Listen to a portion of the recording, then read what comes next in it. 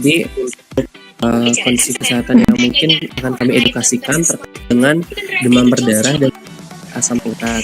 Jadi sebelum kita memulai, mungkin dari Ibu Debbie ada yang ingin disampaikan?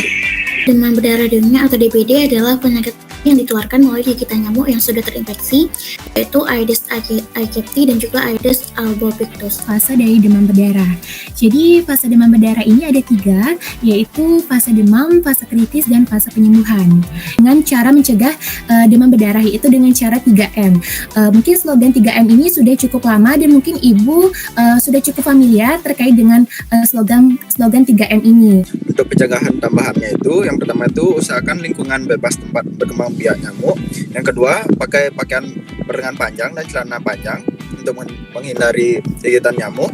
Semprotkan obat pembasmi nyamuk, lalu pasangkan kelambu di tempat tidur, melakukan fogging, menggunakan lotion anti nyamuk.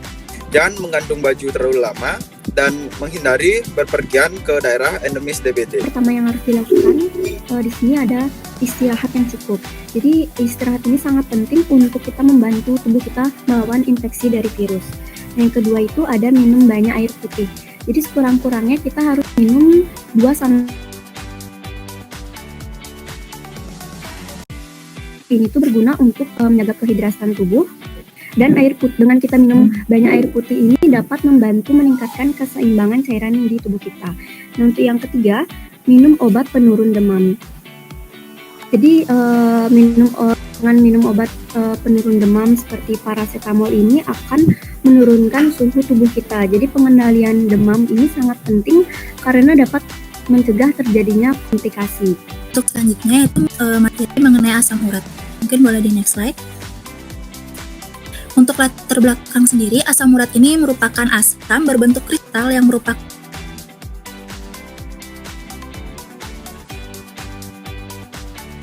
terjadi penumpukan asam urat pada sendi yang akan membentuk kristal yang ujungnya tajam seperti jarum.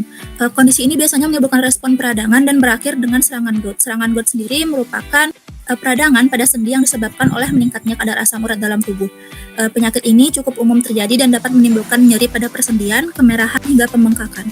Untuk asam urat sendiri ada fase-fase penyakitnya. Fase pertama nanti akan ada tahapan hyperuresemia dan itu tidak akan ada gejala klinis pada pasien. Kemudian untuk arthritis gout ini interval dengan fase gejala klinis. Kemudian di fase terakhir pasien akan merasakan arthritis gout kronis. Risiko yang bisa memperparah terjadinya asam urat dan juga bagaimana cara mencegahnya. Jadi untuk faktor risiko yang pertama tentu saja adalah genetik. Tata laksana terapi yang biasanya dijalankan pada pasien yang mengalami hepatitis. Jadi ada 2. Kira-kira ada 2, ada farmakologi dan non-farmakologi. Pada pertemuan kita hari ini, sesuai dengan yang saya sampaikan pada pertemuan sebelumnya, tujuannya adalah untuk mengevaluasi terkait dengan sosialisasi yang sudah kita berikan. Pertama itu akan mengevaluasi tingkat pemahaman dan pelaksanaan intervensinya. Jadi Ibu tuh dapat menjawab dengan jawaban salah atau benar secara singkat saja, dan saya akan membacakan pernyataannya. Mungkin untuk pernyataan yang pertama bisa di next. Demam berdarah dengue atau DBD adalah penyakit menular yang disebabkan oleh virus. Bagi Ibu, salah atau benar? Salah. Memiliki tubuh berwarna hitam dengan loreng-loreng putih atau belang-belang putih di sekujur tubuh merupakan salah satu ciri nyamuk yang penular DBD. Menurut Ibu, salah atau benar? Benar. Identifikasi pelaksanaan perubahan perilaku. Jadi Ibu bisa menjawabnya tuh dengan ya atau tidak, atau sudah melakukannya atau belum melakukannya. Dan lalu bisa di next untuk pertanyaan yang pertama. Ibu sudah menggunakan lotion anti nyamuk, obat nyamuk bakar, atau alat pengusir nyamuk elektrik? Iya, udah. Mendaur ulang benda-benda yang dapat menyebabkan tergenangnya air seperti ban, kaleng, atau drum?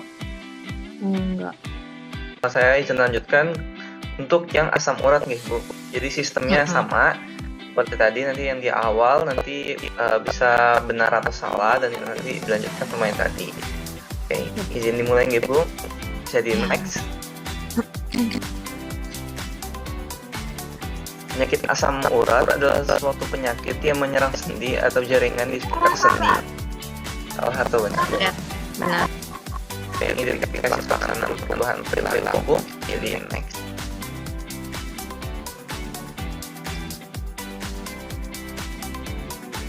Nah, ini sudah masuk ke jawaban ya dan tidak ya. Tidak ditanyakan melakukan screening ada asam urat dalam darah minimal 1 kali dalam setahun. Enggak. Mengelola stres dengan baik seperti melakukan yoga atau pernafasan, meditasi, dan melakukan hobi atau kesenangan. Ya.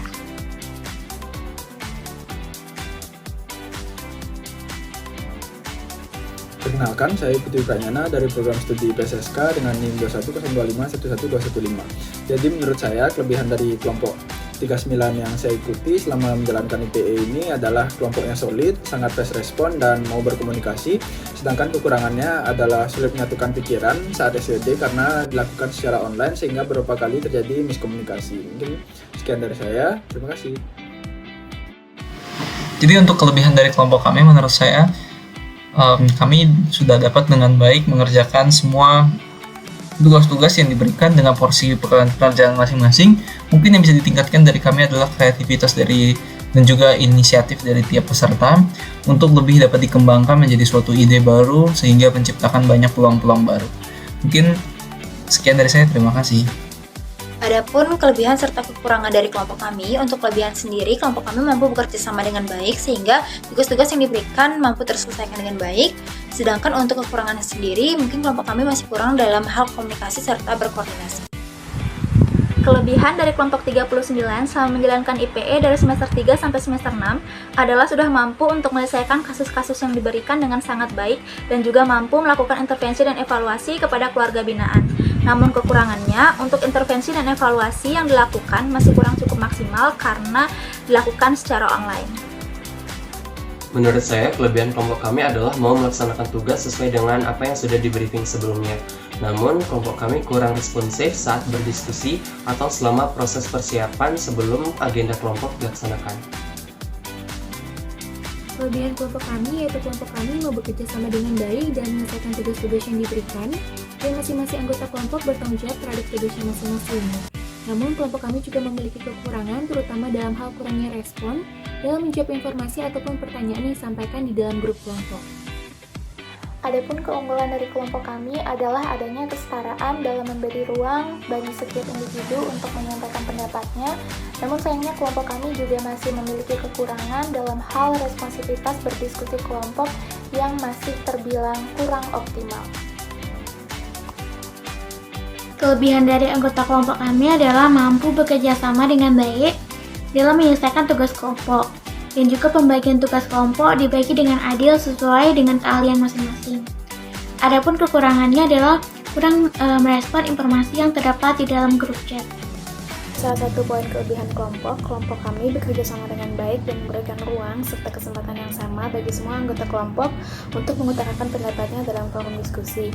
Sebagai saran, kelompok kami seringkali mendapati kesulitan untuk meningkatkan bonding antar anggota kelompok di luar tugas-tugas yang telah disediakan. Menurut saya, kelebihan dari kelompok kami adalah sudah mampu berkolaborasi antar program studi dalam menyelesaikan semua tugas dengan menerapkan prinsip interprofessional education.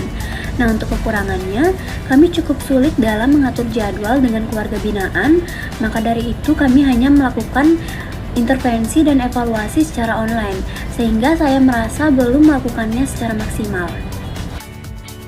Perkenalkan, saya Gusti Bawusudi Barka Kurniawan dari PSSK 21 dengan NIM 21025111157. Menurut saya, kelebihan dari kelompok 39 ini adalah kelompoknya itu seru, solid, dan mau berkomunikasi.